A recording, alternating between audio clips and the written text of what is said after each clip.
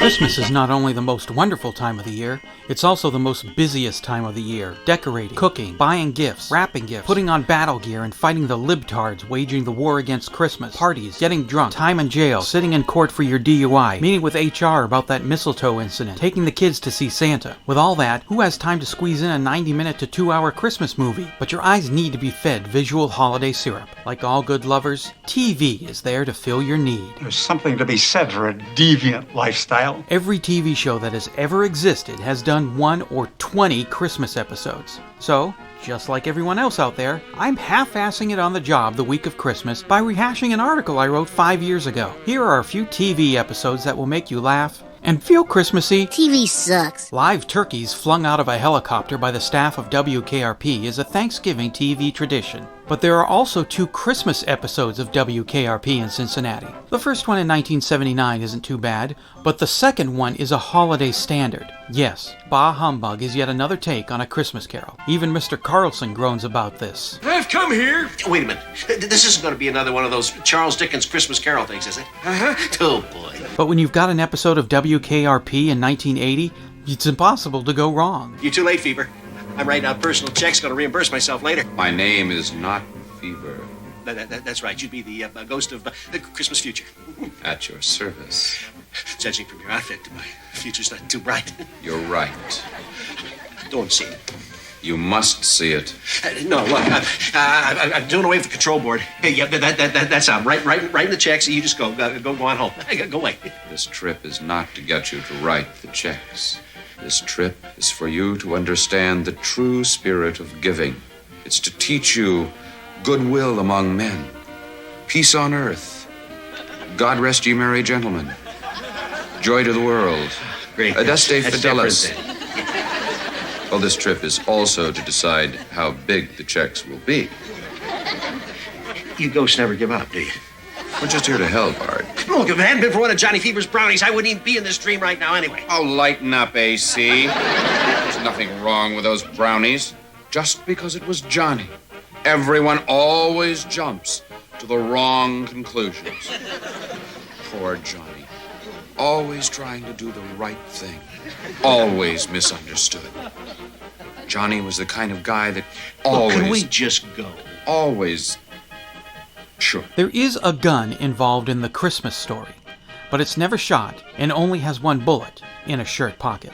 The 1960 episode of The Andy Griffith Show is sort of Christmas carol-y. Cranky, money-grubbing store owner Ben Weaver is bent on ruining Christmas for a family whose dad was busted for moonshining. That can be treated with our good friend alcohol. But Sheriff Taylor refuses to let that happen and enlists a squad of deputies and trumped-up charges to save Christmas for the family, and in the end, makes Ben's heart grow 3 sizes that day.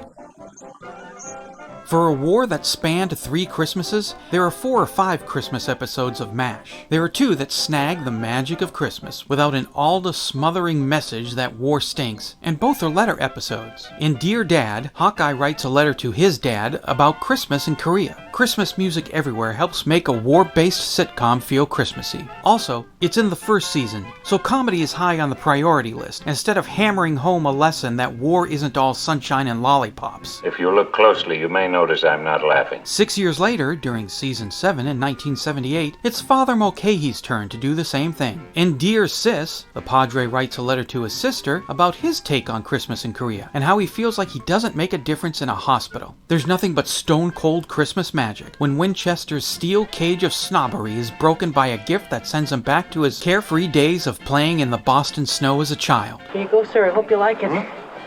Thank you, Rada. Welcome. Very thoughtful of you, even if it should prove to be totally inappropriate. Rada, that's my old toboggan cap. Yes, sir. I knew you were unhappy here, so I wrote your mother and asked her to send something that would make you feel more at home here. Rada, you? I don't know what to say. Actually, it was Father Mulcahy's idea to write your mom. It was? Uh-huh. Oh, the days this brings back. The revelry. Dear, simple days of childhood. Gee, I thought it was going to make you feel happy. Excuse me. Father? Major? You saved me, Father. You lowered a bucket into the well of my despair, and you raised me up to the light of day. I thank you for that. The Twilight Zone. What? Yes, the Twilight Zone. A show more suited for Halloween with its creepiness and mind-bending twist endings did a Christmas episode. Art Carney plays a drunken, rock-bottom, near-homeless department store Santa Claus. At his lowest point in life, he's struck with Christmas magic and turns into the Santa Claus. This works. It works so well, feels so hardcore Christmassy, that you may just find a bit of Christmas syrup drip out of your eye. I thank God that the dream came true. I saved this one for Christmas Eve, because honestly, it's the best Christmas episode I've ever seen. Nothing was ever so good. These episodes are free on YouTube, Netflix, Amazon Prime, or can be bought for $1 at iTunes. Is this a great country or what? I'm Eric Paul Johnson, and I don't have time for a 90-minute movie, so I'll just binge about 12 episodes of 24-minute sitcoms. You're an idiot. I want a television